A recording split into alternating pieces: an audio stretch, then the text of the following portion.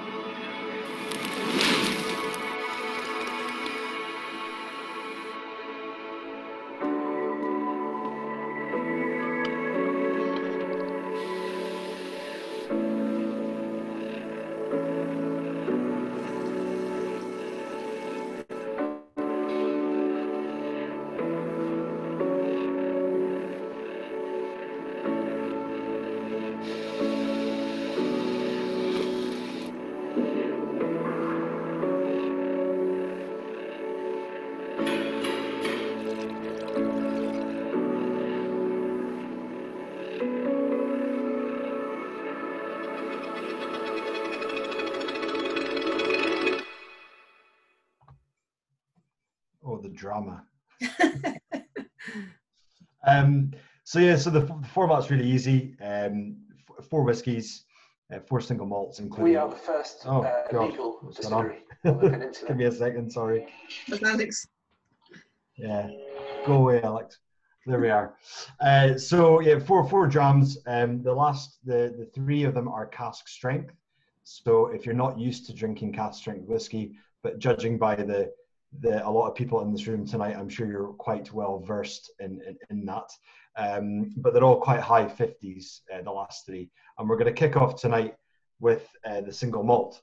So really, to be honest, we didn't know whether this was gonna actually come this year. It was really 50-50, if I'm honest. Antonia, myself, Alex, when lockdown happened in the UK in March, we were still very positive that things would change for the better, maybe after summer. But we needed to make a decision whether we were going to launch a whiskey. I mean, we've been waiting long enough from a new distillery perspective.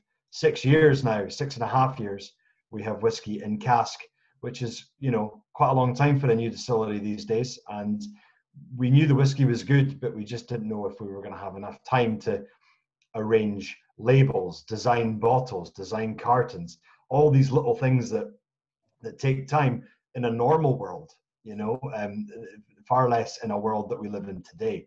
So literally the decision was made at the last board meeting at the end of May. So we had, summer basically to design and select casks to launch a brand. So this year has been just crazy for us. It's been crazy for everyone.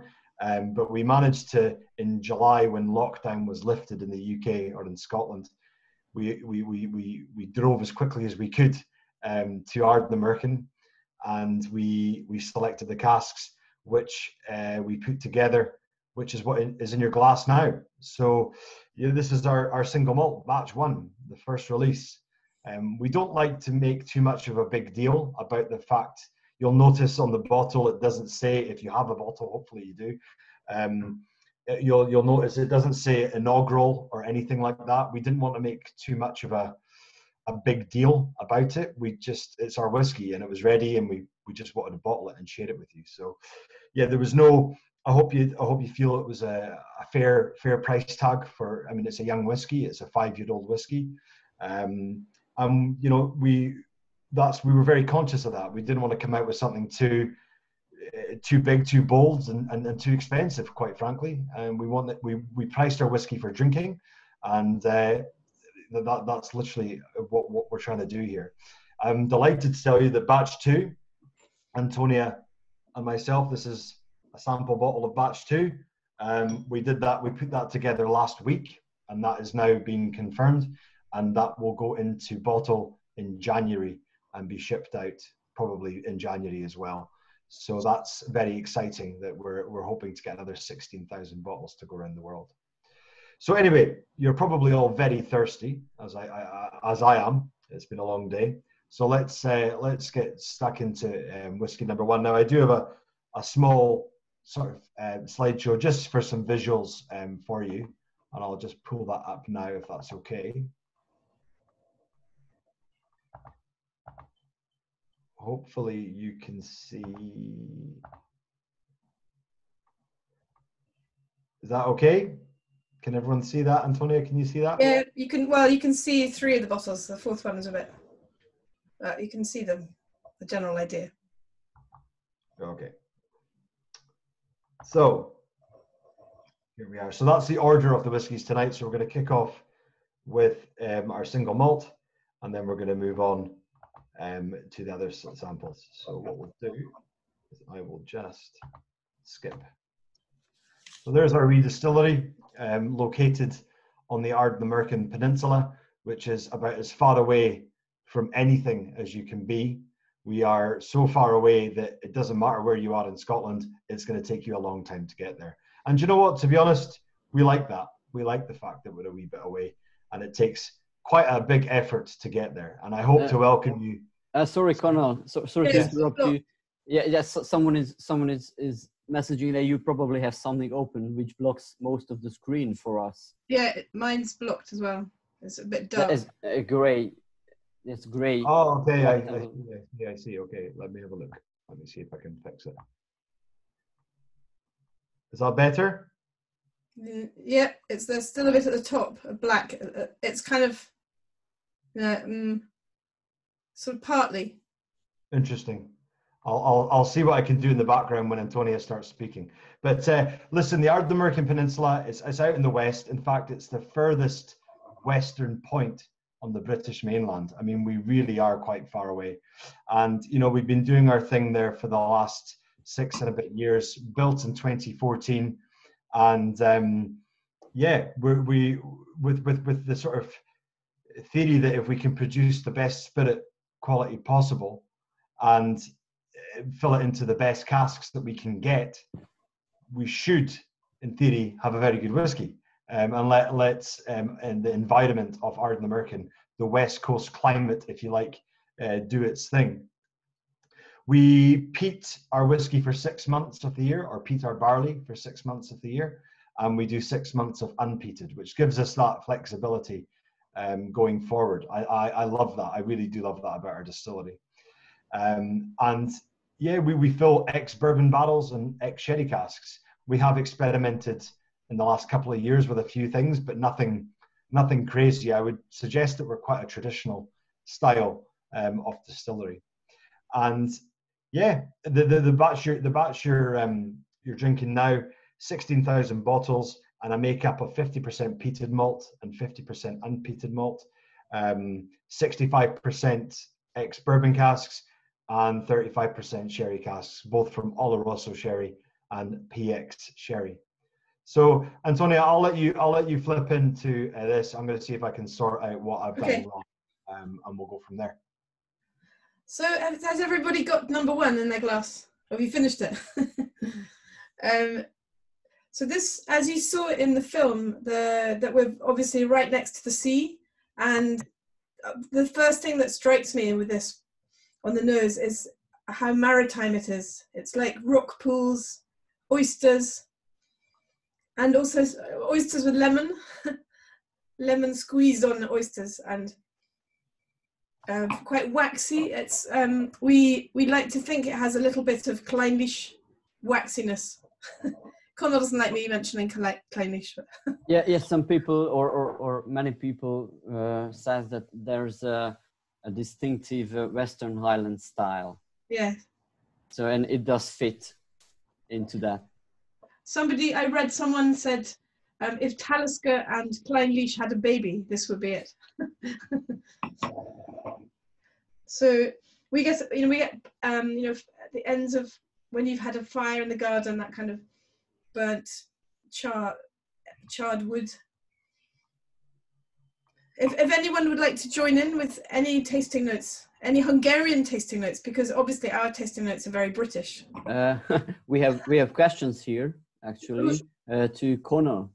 Are there any difference in age or from maturation point of view between batch 1 and batch number 2? If anything, it's just going to be slightly. Can you see that, or do I need to give up on the slideshow? It's got bits blocking it, partly. I can share it as well, so we can try. You try, and I'll answer the question because I'm useless at this thing. So yeah, batch 2, yes. When we created batch 1, we just went in. Alex and I locked ourselves in the warehouse for 2 weeks, and didn't open the door. It was a long 2 weeks. Terrible. Yeah, it's fair to say I didn't want to speak to Alex for a wee while. We were the only people we had each other to talk to, and that was about it. But thank you very much, Thomas. But yeah, look, we went out and tried to design a house style, a core style of whiskey that is now Ardnamurchan, and we're going to try and stick to that as close as we can going forward. And I'm delighted to say, of course, if you like it, it is very, very close to batch 1. In fact, you'd be struggling to tell them apart, I'm honest. So yeah, no, look, really happy. 10 percet mondott a Lenny, kikapunk, aztán többet nem jött a nem van. Sorry. That's okay. So yeah, we're very happy with batch 2. We feel it's very, very close to batch 1, and yeah, this is going to be hopefully the house style of Ardnamurchan going forward. So yeah, I mean it's the same. It's literally we've just copy and pasted. We've got plenty of stock to choose from. In fact, we especially batch 2, we kind of had an idea of what we were looking for. Batch 1, we just selected 200 casks on the nose and went for it, and put together 3 different styles, basically 3 different single malts.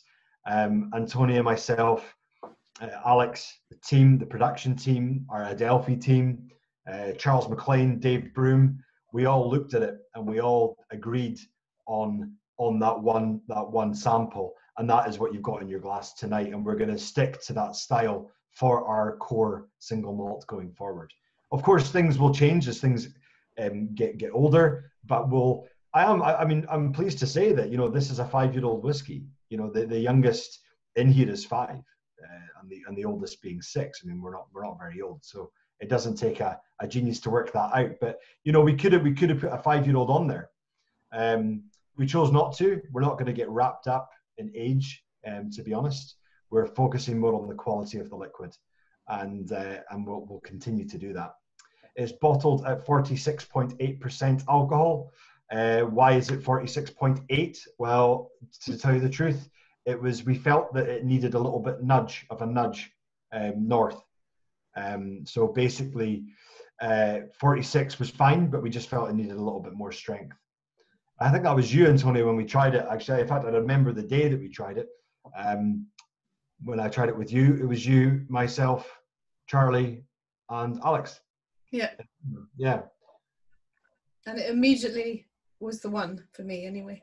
Yeah, well, you and I were completely sold on this one. I think option 2 that we had, Alex was kind of on the fence about, but you and I remember being very, very pro this one. So we hope you enjoy it. I mean, it's got that saline quality, it's saltiness, it's almost bringing you to the shore, to the beach. And yeah, I can't explain where that comes from, so please don't ask me. I can't, in truth. I don't know where it comes from. We have a question here from Cotty, Connal.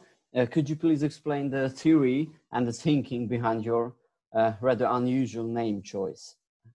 How do you refer to the different batches by number instead of names? Antonia, do you want to take that, or will I? You mean, why do we not put why do we just put the date? Yes. Well, yeah. I think we're just in the Adelphi style, like to keep things very simple. And so the colour of the whiskey speaks out from behind the label. So we didn't want to make a fuss. We want this to be a whiskey that is drunk and not a whiskey that's going to be flipped and sold on an auction house.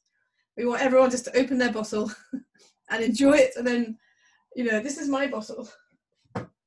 And I've been trying to be very careful and only have it on special occasions. But yes, it's nearly gone. So this is my second. So you say. Oh, So it we is. just want to put the date of and the batch number, and that's all it will be. So, you know, keep it simple and not make it something that everyone will be like, you know, collecting and leaving to get dust on it. Really. We like on the collection side of things. I know it's quite a hot topic just now in the whiskey industry. I'll only say one thing about it, is that our production team haven't worked 6-7 days, 12 hours a day for the last 6 years, and to produce our whiskey for it not to be enjoyed with friends and family, and it's just not fair. So we had a vision that we were going to release a whiskey that was well priced, well made, and, you know, a lot of it. We wanted people to have a good amount of it. I thought 16,000 for the world would be plenty. How wrong was I? I'm the first to admit it when I'm wrong. It was not enough.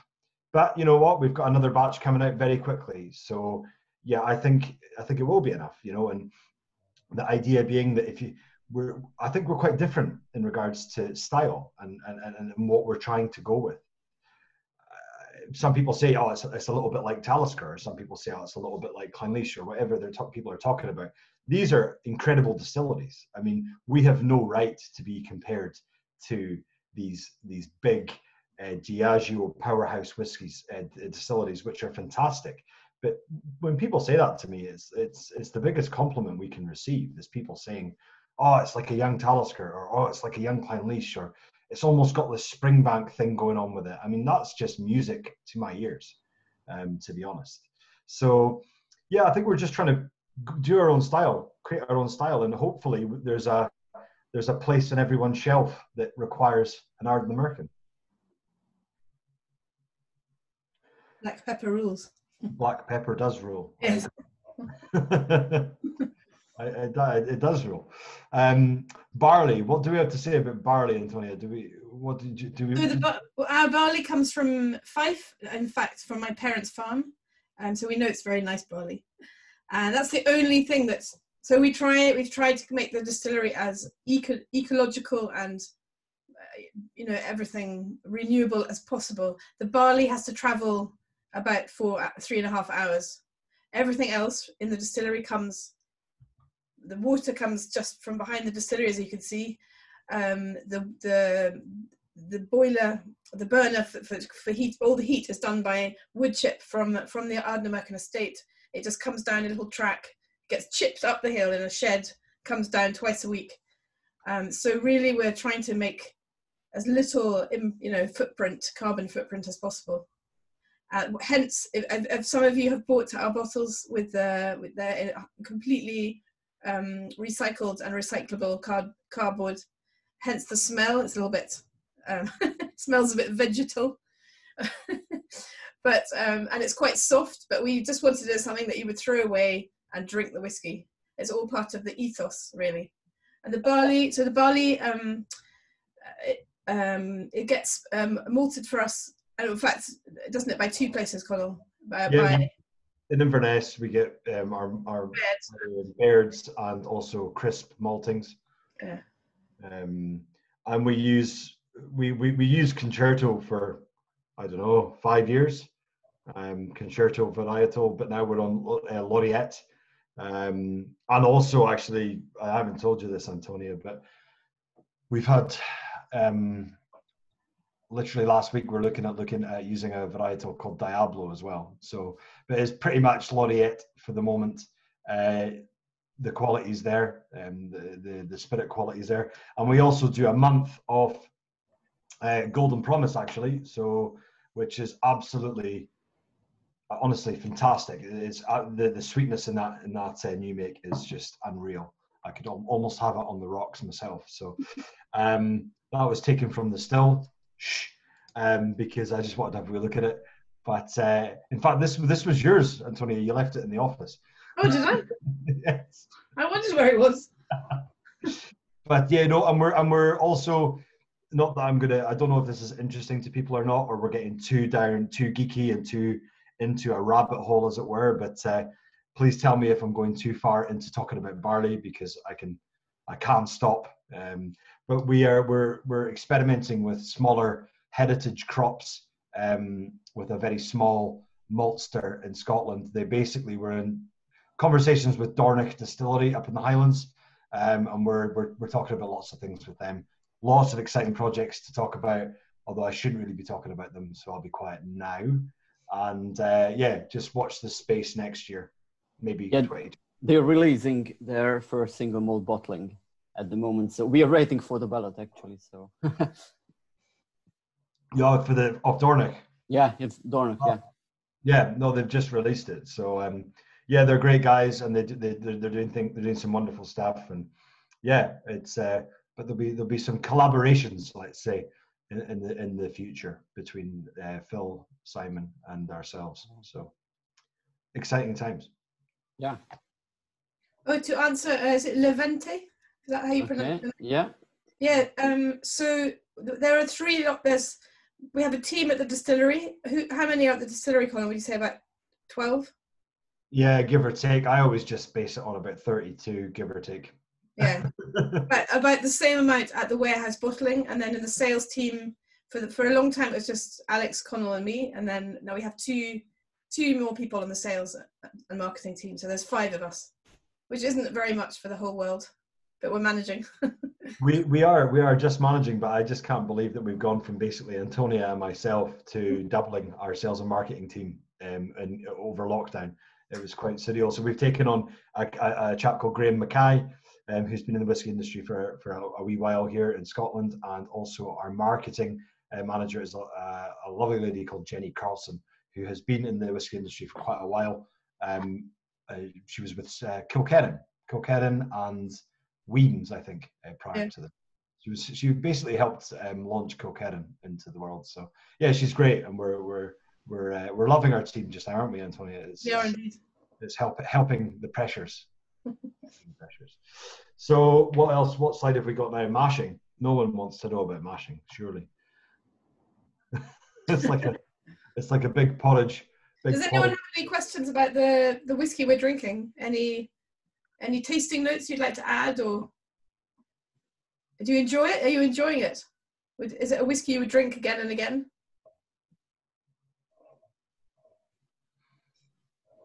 Let me see the reactions. I'm seeing people smiling. It's usually a good sign. Lovely. Thank you. Yeah, it's a quite impressive young malt. There we are. There's a few names I recognise in here from Instagram, I think. Yes. Yeah. Yeah, sure. Gurgly. I can't even mind. Gergely. He's definitely on Instagram. He tags us all the time. Thank you. There's another chap. I don't know. His name's Daniel Vermaas. I don't know if he's in tonight or not, but he's also quite a well-known face to Adelphi and Ardnamurchan. So we have some comments here. High quality distillate. Nice. The saltiness reminds me of a Talisker. Yeah. I also get the cardboardy, wet hay-like note on the nose. Better than a lot of 12-year-old malt. Oh, thank you. That's the comments we have. Thank you. Yeah, no, it's great. And everything we do, we do well. I think we take our time with it. We don't rush anything. If things aren't right, we don't do it. And to give you an idea, we send our spirit away for analysis every month. I think, yeah, it's every month. To basically a laboratory, a chemist essentially, and they analyze our spirit. A lot of people do it in the industry, but we've consistently had sort of 5 out of 5 for the last. How long have I been with the company? 2.5 years. Certainly for the last 2 years, we've been really, really achieving high results. So it's great. So once you get your distillate right, if you've got good relationships with cask suppliers, then you're in a nice environment, which we are on the West Coast. Everything kind of takes care of itself. So no, it's good. It's good. Antonia, whiskey 2. Yes, I was just reading the comments. What do you think? Ferenc, who went past the distillery accidentally. Yes. You mean you didn't mean to go past? You forgot to stop. They were going to Tobermory, and then they went, "What's that?" It's interesting that Ardnamurchan is so remote that I've checked that Knocknean is 9 miles or 6 miles far, but you have to drive 2 hours to get there. As the crow flies, it's very near us, but it's not a very easy road. It's one of the only roads in the world where, when you're driving, you feel sick. Yeah, no, we tend, if we need to go and ask for some sugar for our tea, we just swim. It's much easier. I can compare it to a Glasgow Campbelltown bus ride, which I had in March. So.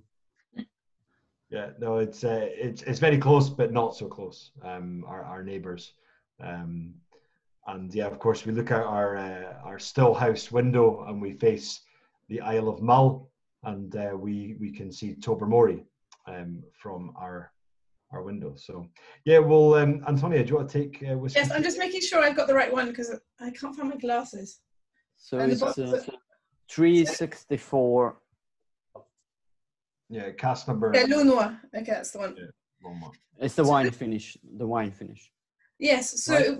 we can't really call it a champagne finish because although it will be eventually made into champagne, when we get the casks, it hasn't yet. So it's an almost champagne finish from a wonderful, very small French house called Paul Launois, who do very exclusive casks for people. You can so much so you can go and choose the toasting of your cask, and it's very, very prestigious. How many do we get a year, Connal? 10? Yeah, I mean, just to backtrack on that, I mean, I remember, as I've told you before, I feel that Ardnamurchan and Adelphi are pretty traditional with what we do in regards to bourbon and sherry casks for our single malt. But I remember the phone call, it was literally about 18 months ago, I suppose, that Alex had said, I found some very exciting casks. And I was like, yeah, I was thinking in my head, you know, Ram or Port or Madeira, Marsala, Manzanilla, whatever. And I nearly fell off my chair when he said, I found some champagne casks. And because it's just not something I expected Alex to say. But we got these casks in, and, you know, I'm the first one to admit when I'm wrong, because I think they've really improved. Well, not improved, added something different, I would say, to our this is some of our 2014 barrels. So these are unpeated Ardnamurchan, completely unpeated, 2014, so 6 years old, are 5 years in first fill bourbon, and then transferred into these, again, we can't call it champagne, but I suppose 100% Chardonnay, right? Antonia, Blanc de Blanc. Yeah. Casks. So they spent about 11 months in there.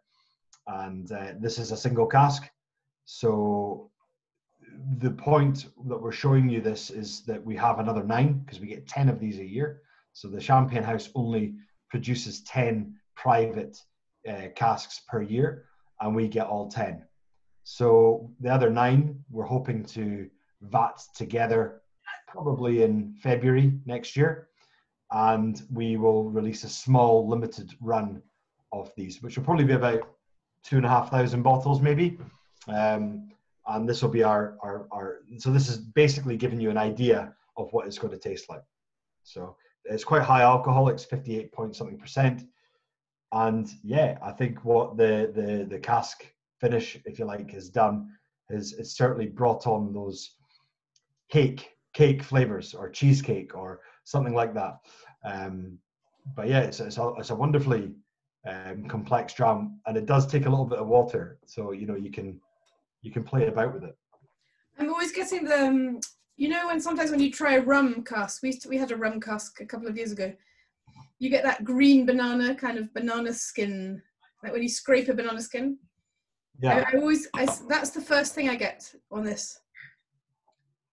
It's funny, and then you get the kind of French, you know, almond croissants, and much sweeter.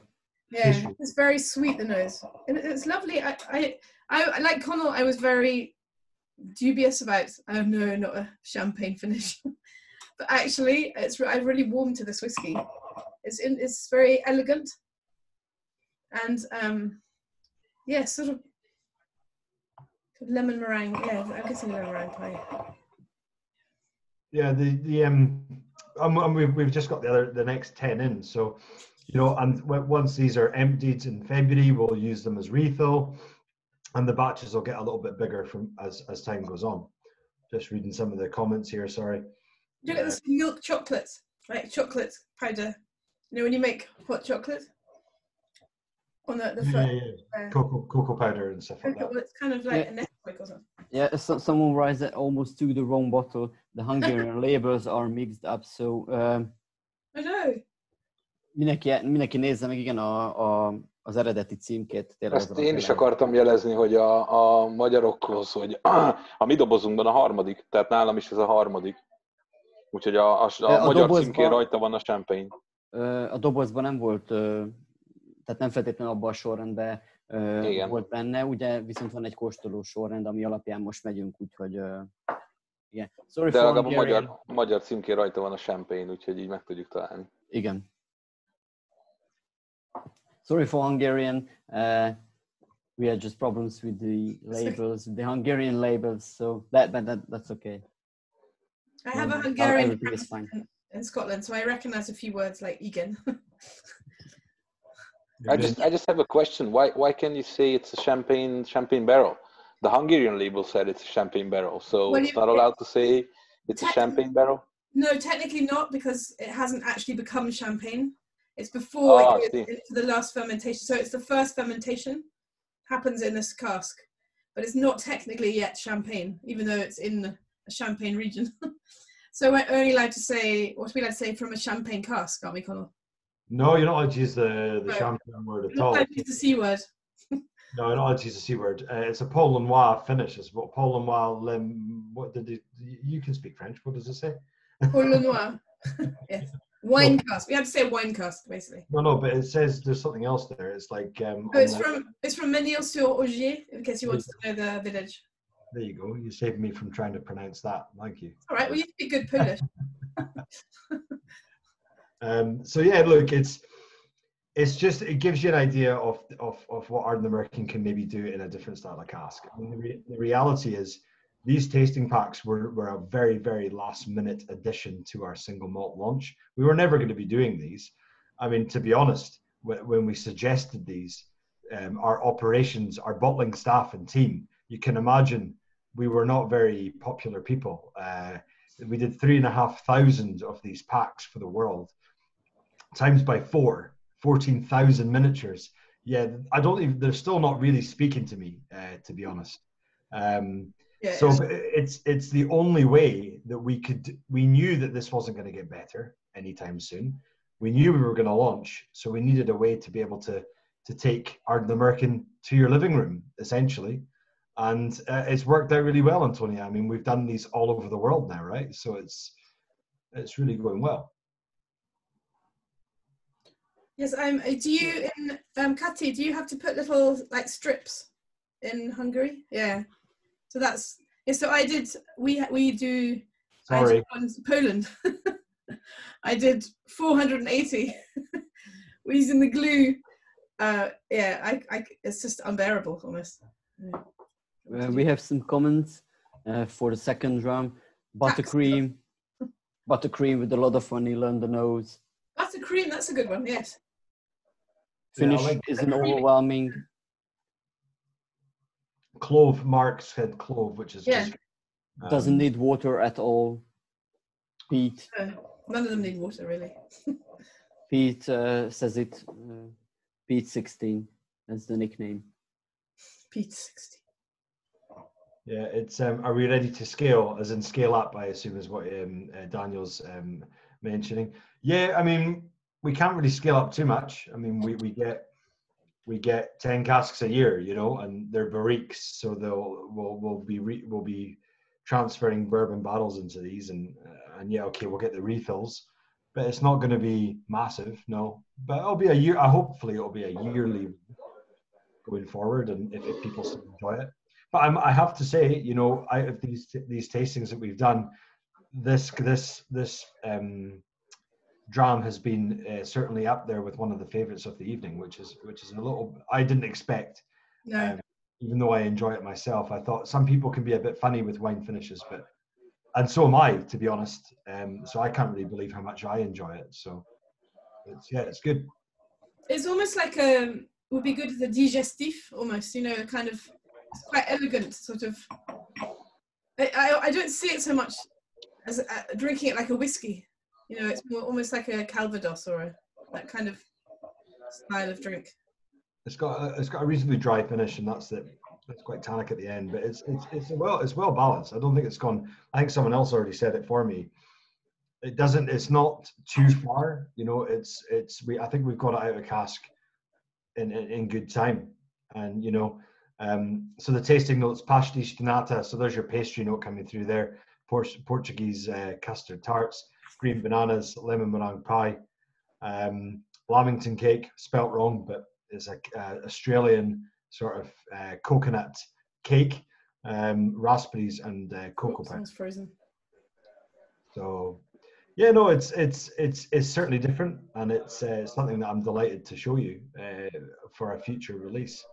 I'm also very, we found out this week, I found out on Monday, we're just going back a step with the barley. We have just signed up to a month, I think, of production of heavily peated barley. So what that means is basically we've signed up to 80 parts per million barley coming in for a month. So you will see some heavily peated Ardnamurchan. Currently, our peating levels, our normal peating levels are 30 parts per million. So this is a good bit more. So we'll just see what happens there. It'll be a bit of fun. So yeah, let's, where are we at? Oh, I think there's oh no, there's not a photo, that's on my slideshow. Fermentation, should we talk a bit about fermentation? And has Antonia left me? I think Antonia is gone. No, she's not, she's down there. Fermentation, I'm not going to go on too much about, unless anyone wants me to really go geeky on fermentation, but basically our mash tun takes 10,000 litres of liquid, and we put it in a big wooden vessel, if you like, and we ferment to make really shockingly bad beer. And we use two types of yeast for our unpeated wort, and we use wash, and one for our peated whiskey. We feel the second yeast it brings out a bit more fruit for our unpeated whiskey. So 10,000 litres of fermentation. Yeah, we've got 4 wooden washbacks and 3 stainless steel washbacks. Now, I wish I could tell you that there was some fancy reason for that, but I'll tell you the truth instead. And the truth is that Alex was there with the building contractors as the distillery was being built, and he was standing in the tun room where the washbacks were, 1, 2, 3, 4, and there was a lot of space on the right hand side, and the roof, the actual distillery roof, hadn't come down, and he said, we've got room for more washbacks in here. And of course, you can't just order a wooden washback to be delivered next day by Amazon, unfortunately. But we can get stainless steel ones in the industry quite quickly. So we placed an order that day, the very next minute, essentially, and we managed to squeeze in another 3 stainless steel washbacks. So we've got a bit of both. And a lot of people ask, does it make any difference? I don't make whiskey, but my feeling is, yeah, from a production point of view, stainless steel are obviously a lot easier to clean. The argument is that there could be a secondary fermentation in the wood. I don't know. I don't have the answer. I like the wood because they look better, but that's not a good enough answer, is it? So, yeah. So that's our fermentation. We've got 7 washbacks and 10,000 litre wash. Are you okay, Antonia? Are you having connection problems? You're also on mute. Yeah, I lost everyone for a moment. I think it's okay now. Yeah. That's better. You're back. Yeah. You're back in the room. So sorry, I'm just looking at some comments here on the right here. Scale up. Yes, we're going to scale up, Daniel. We will, I promise. Wine finish for the next single cask release. Yeah, funny, Nandor, if I've said your name right there, sorry. But yeah, that's definitely a potential. I was thinking about it. We, of course, have released a single cask. The reason why it was so late was that the glass, it was just one of these lockdown problems. The glass, they couldn't get the glass right. And this was supposed to be released at the same time as the single malt, but we just had production problems, and it's only just come out now. Have you guys received your order yet? Yes, we have received. Yeah. Good, that's great. But yeah, I mean, it's a single cask, so please don't give anyone a hard time. It's 690 bottles, give or take. So that spread out across the world is not a lot of bottles.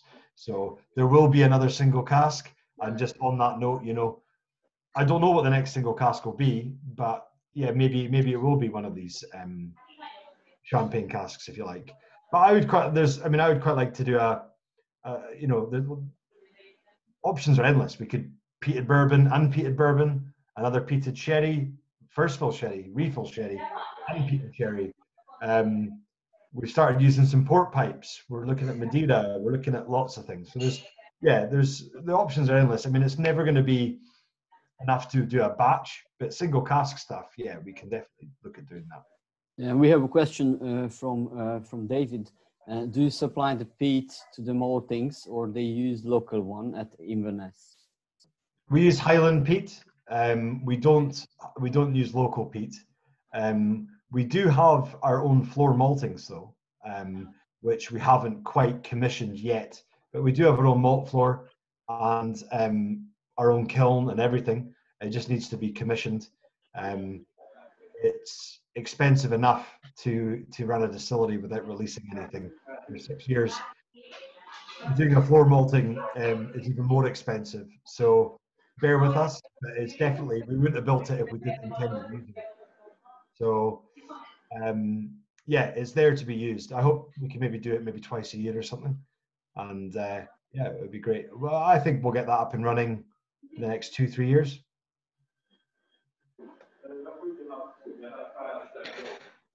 Connal, this is Gergely speaking. Hope you can hear me well. Just a quick question regarding the barrel selection. So are you guys doing this or yourselves, or do you use some merchants? Because also the champagne, well, let's call it champagne finish, was also a quite interesting one. Is it Alex doing it? You guys doing it as a team, or do you use a merchant to select the cask? Well, we've had these relationships from the start. So I think it would have been Alex that set up he certainly set up our American barrels. We're very lucky there actually. Mm-hmm. So we fill primarily into Old Forester. So we've got a really good contract there. And if we run out and there's a shipment on the water and we need to quickly get casks, we'll buy from Speyside Cooperage or something like that. But more times than not, we're filling consistently into, because at the start we tried lots of different styles, Jack Daniels, we've had Jim Beam, Wild Turkey, mm-hmm. You name it. So we've got a bit of everything in there, but we wanted consistency, and we settled on the best style of bourbon cask for our whiskey was Old Forester. Mm-hmm. We've also got a really good refill policy in place.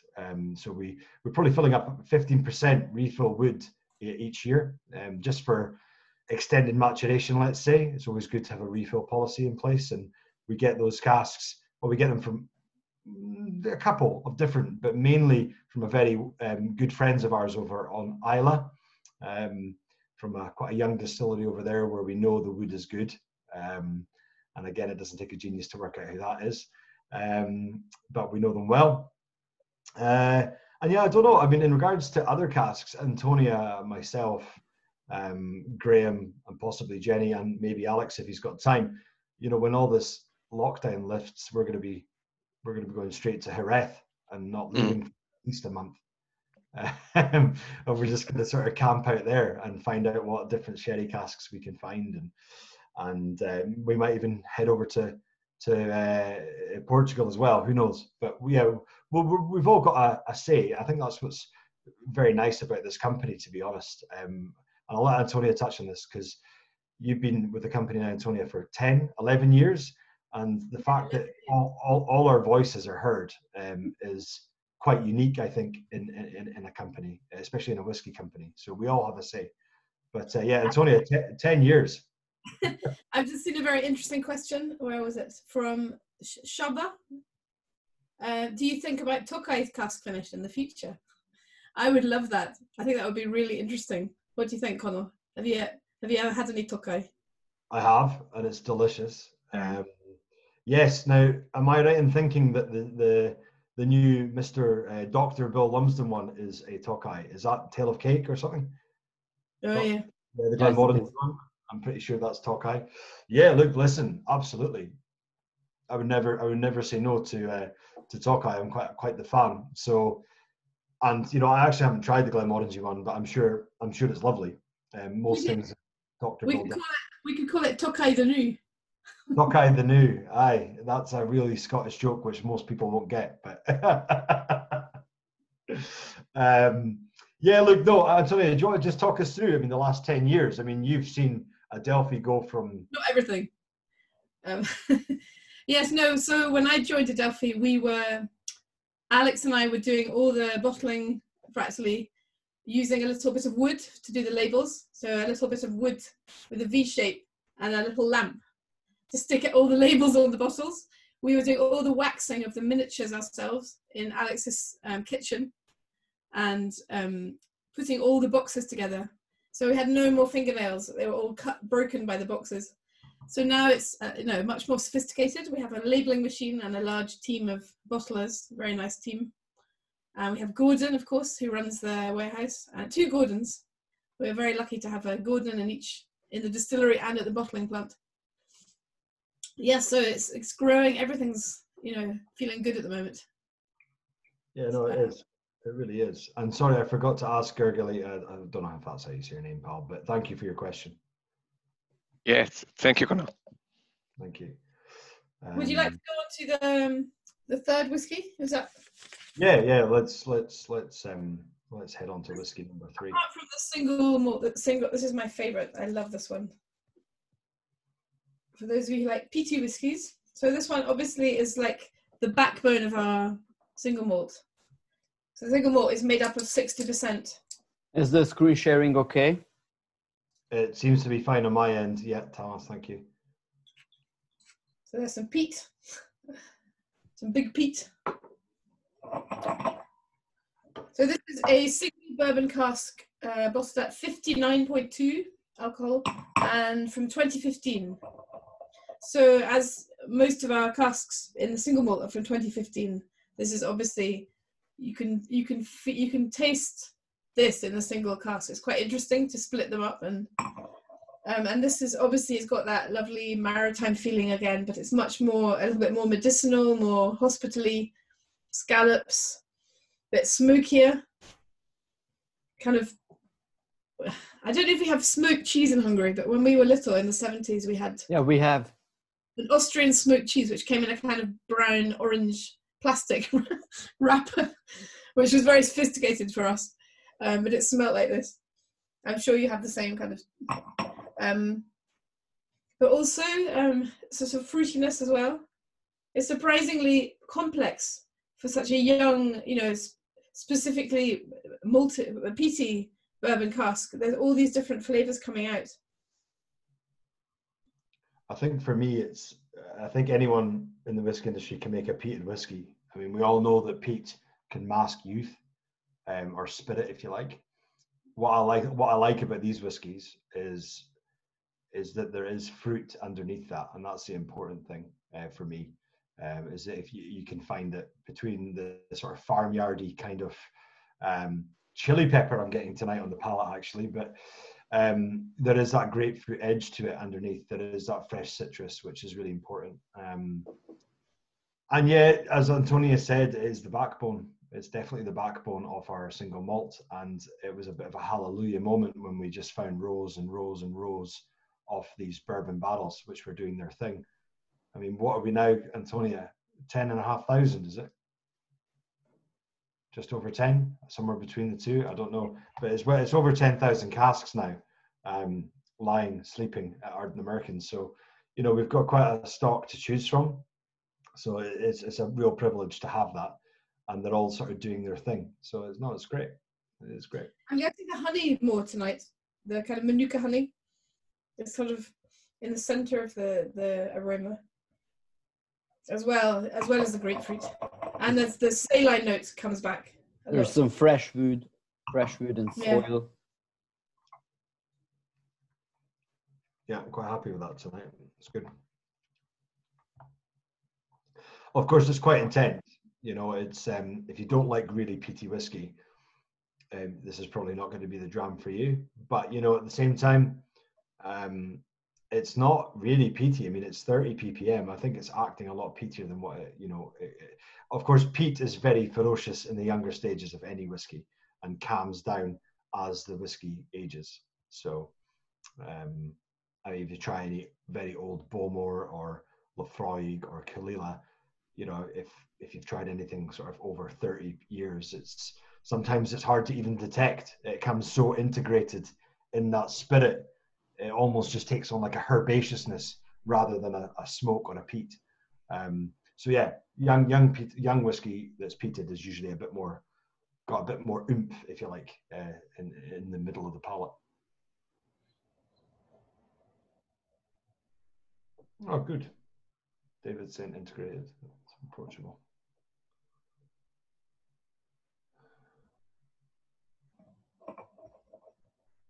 We have a question here. Could you elaborate a bit on your unique blockchain technology? How do you maintain a secure ledger? This is, see, Antonia, Yeah. Jenny would have sacked us already because we haven't mentioned blockchain. The blockchain, funnily, was Alex. So Alex, my brother, who at the time he's on the board of Scotland's food and drink, isn't it? Yeah. And at the meeting, a young guy came up and he really wanted to sell a pork from a pig. He wanted to show that from the pig to the table, there was a complete record of how the pig was treated, how it was killed, who killed it, who chopped it up, and he was presenting this blockchain really for a pork chop. And Alex thought, that would be a good thing for our whiskey. So that's really how the blockchain came to be for Ardnamurchan.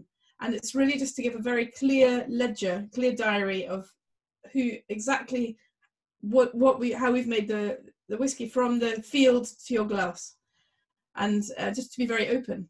So we've obviously had a few teething problems, but I think we've pretty much sorted that out, haven't we, Connal?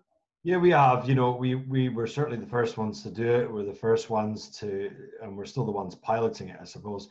Bigger companies have started to take this technology on, which can only be a good thing for the industry because, you know, it's complete transparency out there on a electronic ledger diary system, if you like, for our distillery. It's also compliant with HMRC, which is our governing body that monitors everything in the Scottish whisky industry. So, you know, our guys are not walking around with clipboards anymore in the distillery. They've got iPads and they're just entering the information live now. So I say we're very traditional in our ways, but some things were a little bit, I would say, maybe ahead of the curve, dare I say it. But, you know, I mean, Glenfiddich have taken it on now. Ailsa Bay. We've got a company who manages the blockchain. We're not techie people.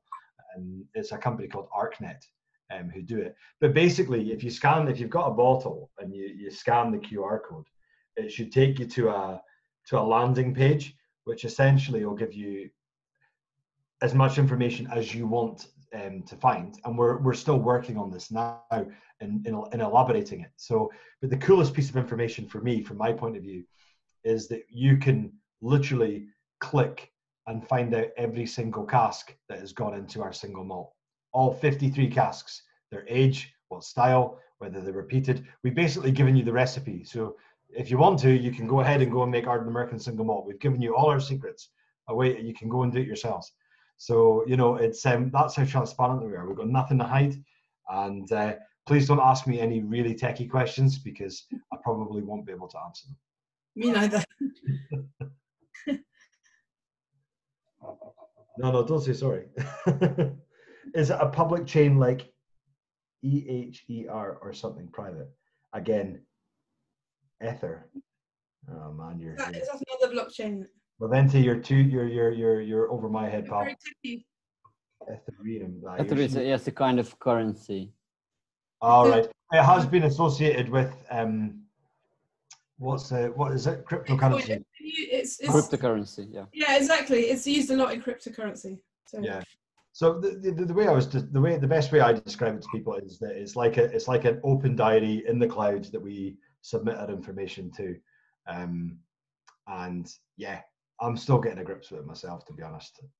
But I think it can only be a good thing. I mean, we don't need to do it. There's nothing telling us to do it. It's just something that we've ended up being involved in and taking it step by step. I mean, we're just about to launch the next phase of it, which will be even more interactive for you guys when you scan your bottle.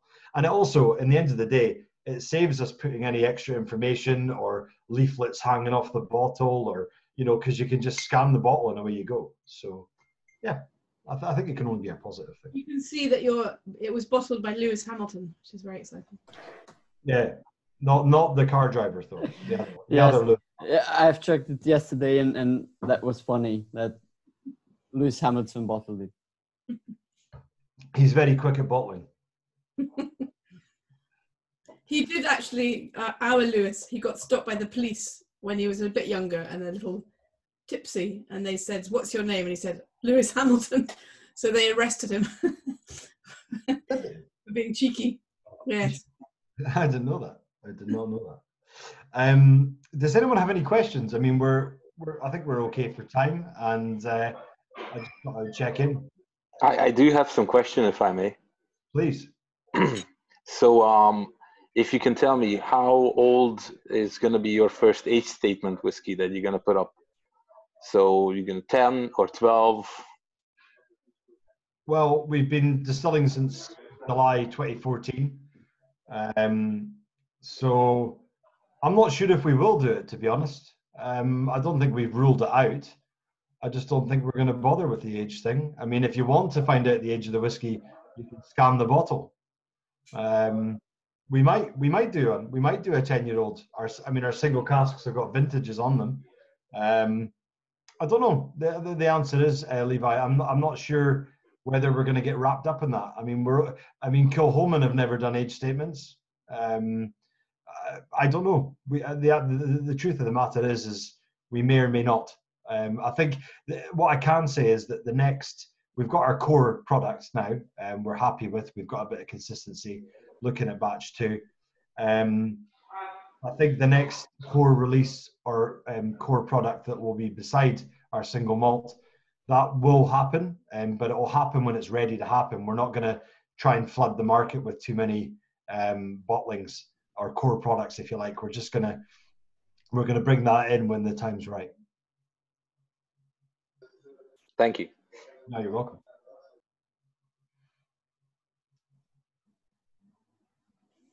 Any other questions? I'm quite curious. I'm trying to see. Oh, it's Aberlour now. I can see it better. And behind you, I thought it was Aberargie, but it's Aberlour. Yeah, cool. Whiskey 4. Oh, we're on the 4th already. That's why I'm. Yeah. Yes. Can you see my screen? Yep. You would like to talk about maturation or bottling? Antonia, would you like to talk about maturation? Sure. Sorry, I'm just pouring my 4th whiskey. What would you like to know about maturation? As long as it's not too technical and I make a horrible fool of myself. I don't know. I mean, what can we tell you? What have we got that's different? It's funny because I can just speak from a personal point of view. With my kids 5 years ago, we filled a little Oloroso, a little PX octave, and we left it in the first warehouse on the top floor. There's 2 floors, and it was maturing too quickly because even though it's Scotland, it's actually quite hot, and it's hotter on the top floor. I mean, it's not Amrit, but it was maturing too fast, and I was hoping that they would get it when they were 21, and it looks like they'll get it next year when they're 17. So it really does make a difference. I don't know, I haven't been into the last 3 warehouses, because we now have 4 warehouses, but it's quite quick, the maturation. But also, what I was really pleased to see is that the angel share, you can see it a little bit in this photograph, is really starting. Connal, you probably noticed more because you spent more time locked up. Yeah, I mean, some of the best signs of maturation, some of the best I've seen in Scotland have been at Springbank or at Glenfarclas, where you're going through the rows, you know, and you're literally, you don't wear good shoes. There's a bit of advice for you, because all of a sudden your brogues are covered in mold, you know, because it's literally mold growing on the floor. There's mold growing on the ceiling, and that's a good sign, you know. That's that the angels are doing their thing. And we're seeing that now really starting to happen in our warehouses, which is exactly what we want. And we've got warehouse 1 is, as Antonia said, we have a lower traditional dunnage warehouse, 3 high. earth floor. Upstairs it is traditional, as in 3 high, but it's a concrete floor, and that's the only difference. And what we are seeing is advanced levels of maturation up there, a little bit higher, and that concrete floor. And the west coast of Scotland is that, I would say, almost perfect environment for casks to mature. It's the fluctuation of temperature doesn't really, we don't get much snow out in Ardnamurchan. It's right off the sea.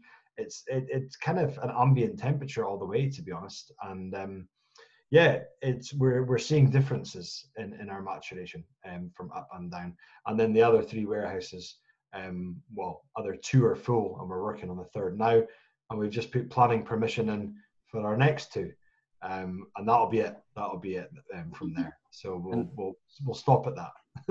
And you have a high variety of casks. I mean, not only bourbon casks and or sherry casks, but you have PX. We have PX octaves that we get from a very special place in Spain.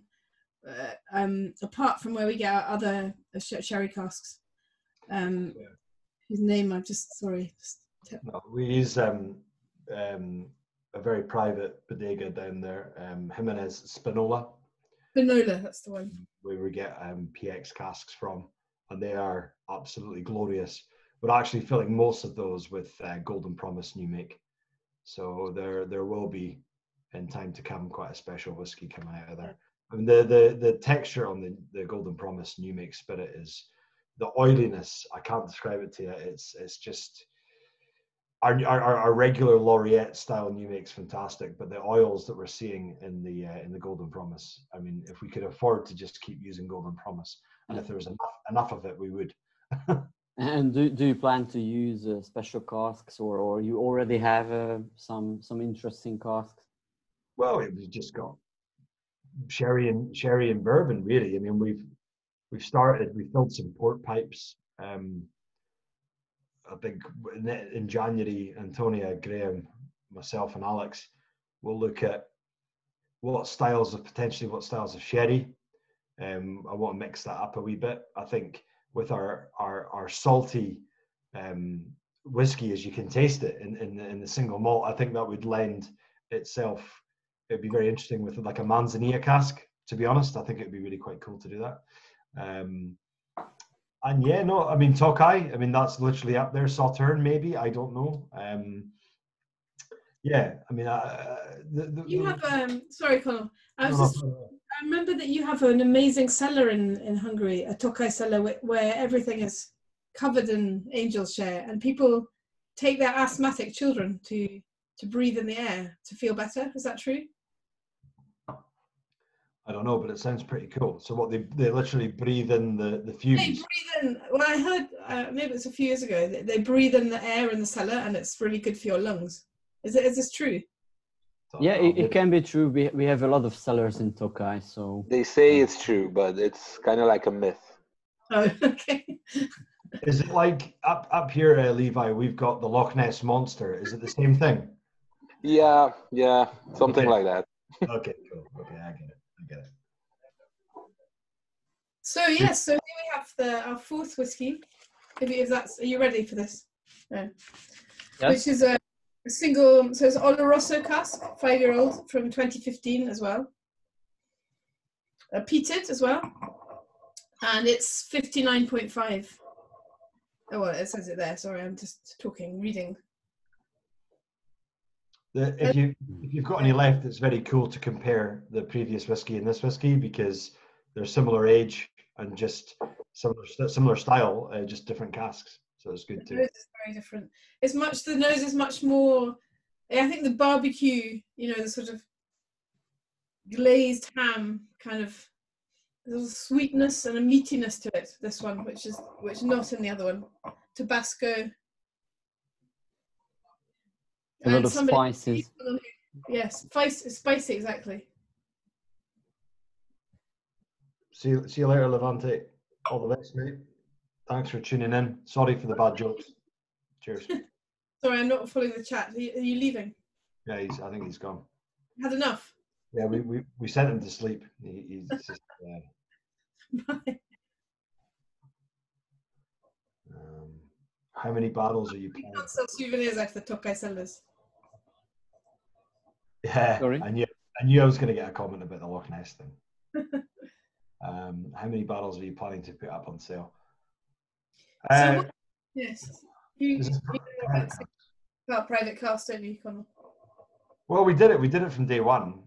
And we released a small amount each year.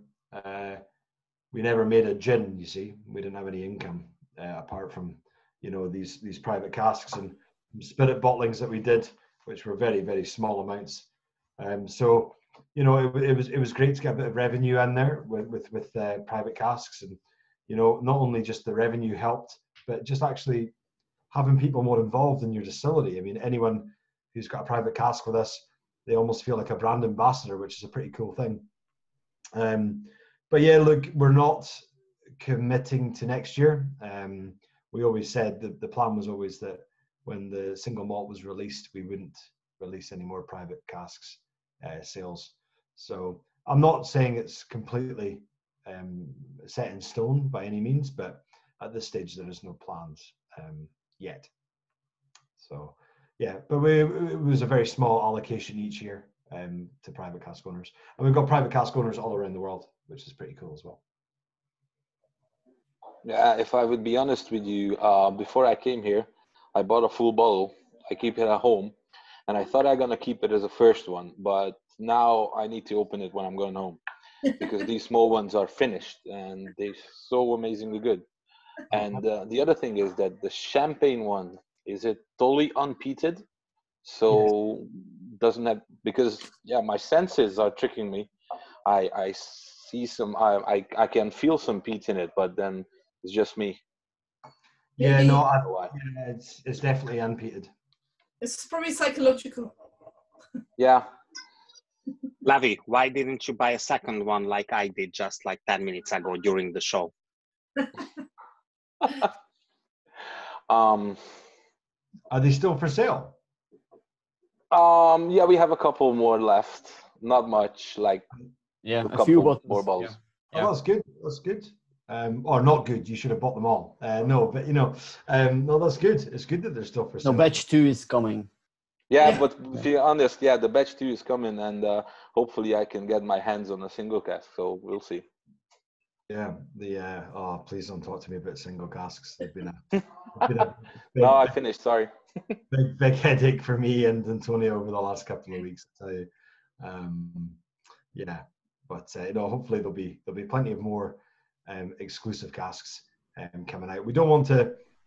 We've got lots of whiskey there. We just don't want to, you know, flood the market. We just, you know, we want to make sure that you guys, we don't want to bore you.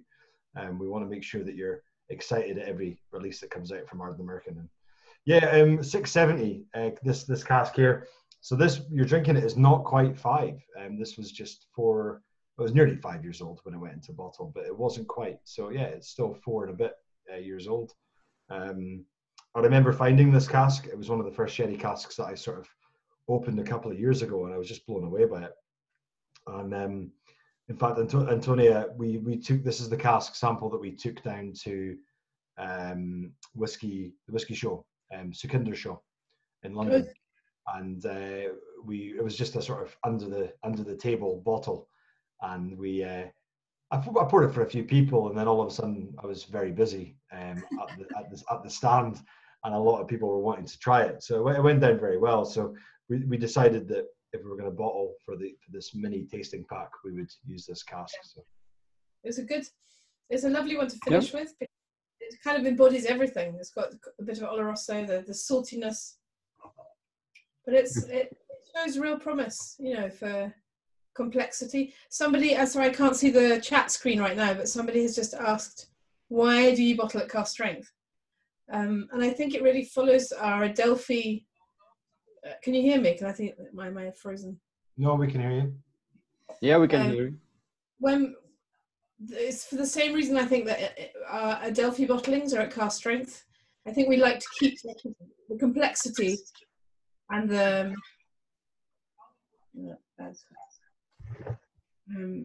We can hear you. Yeah, I can hear I can hear feedback. Which is no, that's okay. That's okay. Someone was not on mute, so. I'm muted. Basically, with cask strength whiskey, then you keep all the, you know, the texture and the complexity, and I think then you can choose to add water yourself. But if, unfortunately, I think over the 11 years I worked with Adelphi, I've kind of got used to cask strength whiskey, and now I find anything else a little bit not, you know, I find it more interesting, put it that way. But I do understand, you know, it's quite strong and quite can be if you're not used to cask strength. I don't know if there was a reason behind keeping these ones at this strength, Connal, that you know, apart from that. No, I think it was genuinely, we just, if we were coming over to the show, to Whiskey Net show, which should have been in November, yeah, we'd have been there with Ardnamurchan and Adelphi, and we would have we wouldn't have just taken the single malt, you know. We wouldn't have done a tasting or a masterclass with just the single malt. We would have taken cask samples and shown people the variety of Ardnamurchan. So this is just to sort of mimic what we would do going to any market, and that was just to show you 3 cask samples. I think it's just a really cool thing to do, and I know it's unusual because not a lot of people do it, but these are natural strength, straight out the cask. They've gone through a filter just to get through bits of, you know, so you don't have bits of charcoal in your bottle, but they've not been chill filtered at all, obviously. Yeah, but it's up to you to dilute it as you see fit. You know, if you don't think they need water, then fine, great, enjoy it the way you enjoy it. But you can take the whiskey right down to 40% if that's what you want. So yeah, no, it's about you guys, the whiskey drinkers, that are. It's up to you what to do with it. Yeah, we can't do our single malt at cask strength, because if we did that, we wouldn't have very much to go around, and it would be reasonably expensive. But you know, for these kind of things, sure, natural strength. Yes, Cathy, I'm really looking forward to coming to your whiskey show in 2021. Yay! Yes, absolutely, absolutely. I'll be tagging along like a bad smell, Antonia. Yeah, we hope we will have it in 2021. Absolutely, absolutely. 2021, yeah.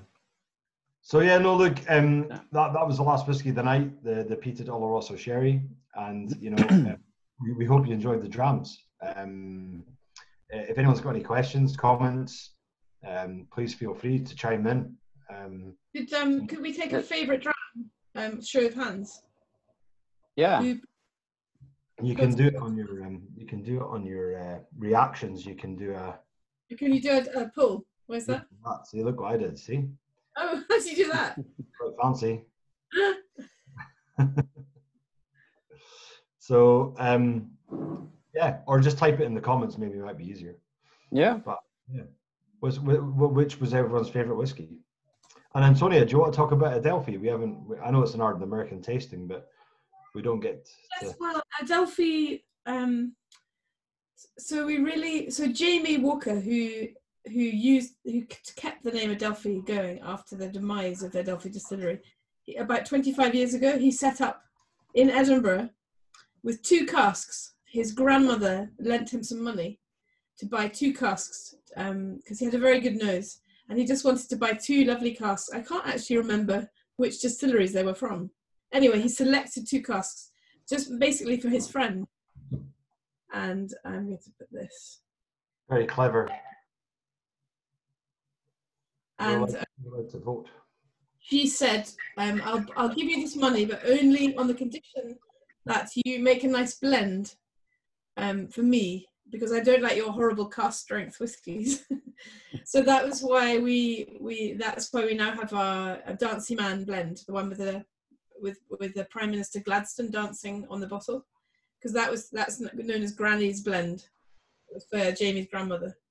And so after a few years of Jamie really, he invented all our labels. He invented our Adelphi lettering. He was the one who made these tiny labels, which you can't read, which people complain about. But we like them because they allow the colour to show through. And one day he had lunch with Keith and Donald, who are the current owners of Adelphi, who went to see him to buy a cask. And during lunch, they agreed to buy the company. So Keith has always said it was the most expensive lunch he's ever had. And then they took on Alex, and then that's really the start of Adelphi as we know it anyway. Yeah, no, I started a poll. Sorry, carry on. Yeah, sorry. I started a poll.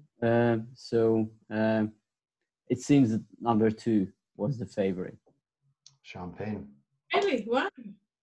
Number 2 and number 4 is following. Wow. There you go. Every market's every country's different, to be honest. It's really no. Number 3. Number 3. It was excellent. Number 3. Thank you. It's not number 3, but it was too strong. But it's amazing.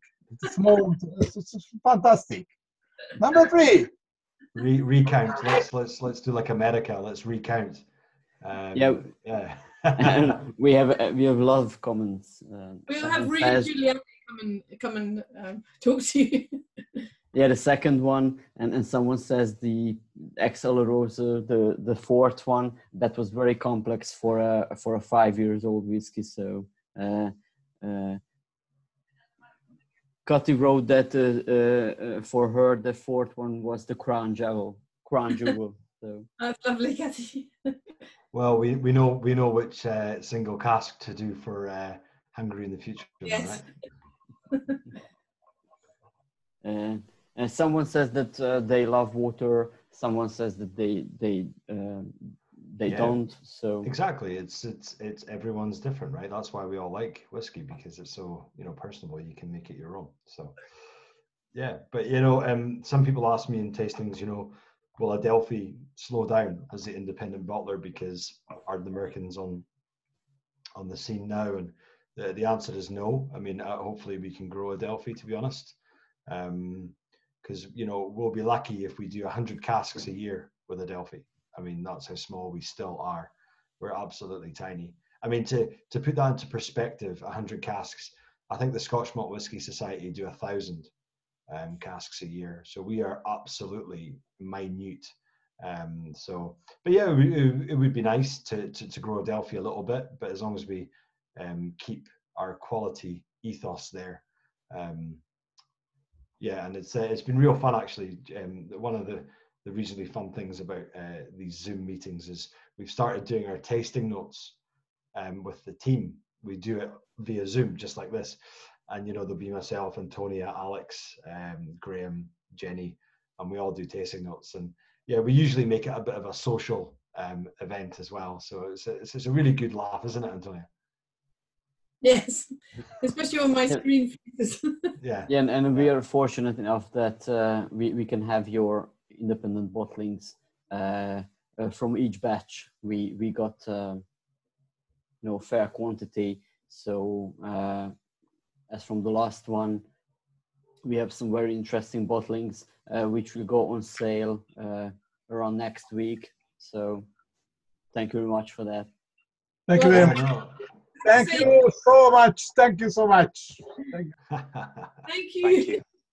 You've been Cathy and your team, and you've been amazing customers, because we only started, the day before lockdown practically, and you've been incredible. Really, we thank you so much. Yeah, no, absolutely. We just can't wait to come out and see you. Yes. So we need to all get our vaccinations and come out next year. In November, is it November? Have you got a date yet? No, we haven't got any. We don't know the exact date yet, but we'll inform you. I just want to say that we have already vaccinated by this. Thank you very much. It's whiskey's a very good vaccination. Well, it is the water of life, right? So. Yeah, well, I'll take that. But yeah, if you don't want to wait for that long, we're happy to come anytime to the bar, because we're definitely going to have these bottles at the bar showing to the people, because they very much love it. So if you don't want to wait for a year, come on to a bar when it's open. And Do you know when in Budapest will be allowed to open bars again? No, we're doing the deliveries. Well, not deliveries, but takeaway cocktails at the weekend. We're doing really good, but as soon as we can open, this is gonna be on the top shelf, so people are gonna enjoy it in the bar. Yeah, unfortunately, we can't do takeaway whiskeys, so. No. But that practically the business traveling is allowed, and if you come to Hungary, then it's a business travel, and for businessmen and women, the bar is open always. That sounds very tempting. Oh, this guy. Yeah. Okay. Hi. Be through in a minute. Okay. Bedtime. So bedtime. Yeah. Goodbye. So, Bye. Yeah, someone is leaving. So köszönjük mindenkinek egyébként, hogy itt voltatok ma este. Thank you for all of you, the participation. No, thank you. I hope you enjoyed, and thank you, Connal, for joining. Yeah, pleasure. Absolute pleasure. And yeah, look, if anyone has any further questions or comments or anything, you know, it's myself or Graham or Antonia or Jenny who answers all our social media, so you'll get one of us, so you'll at least get an answer. So yeah, we should have said, Antonia, we're very bad at this. Please like our social media channels. We always forget to say it. Yeah, and if someone will have a question, then we can send to you. So yeah, absolutely. Igen, bárkinek bármi kérdése van, akkor nyugodtan küldje, és akkor. Okay. Thank you so much. Thank you so much. Thank you. Good night. Good night. Bye. Thank you. Egészségetekre. Egészségedre. Sláinte. Yeah, I'm not even going to attempt. Cheers, guys. Okay, cheers. Thank you, Thomas and Kathy. Thank you, Antonia. Thank you, guys. Sziasztok. Sziasztok. Sziasztok, fiúk. Köszönjük, sziasztok. Sziasztok.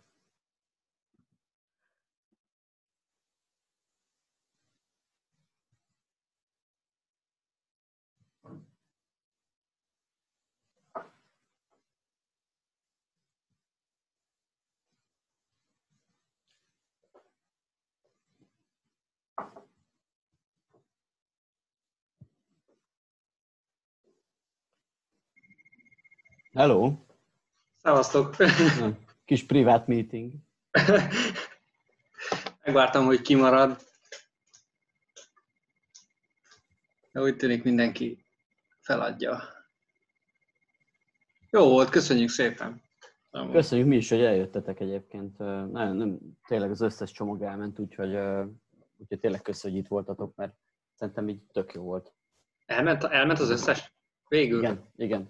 Tehát maximum létszámban voltunk. Mennyi volt kb?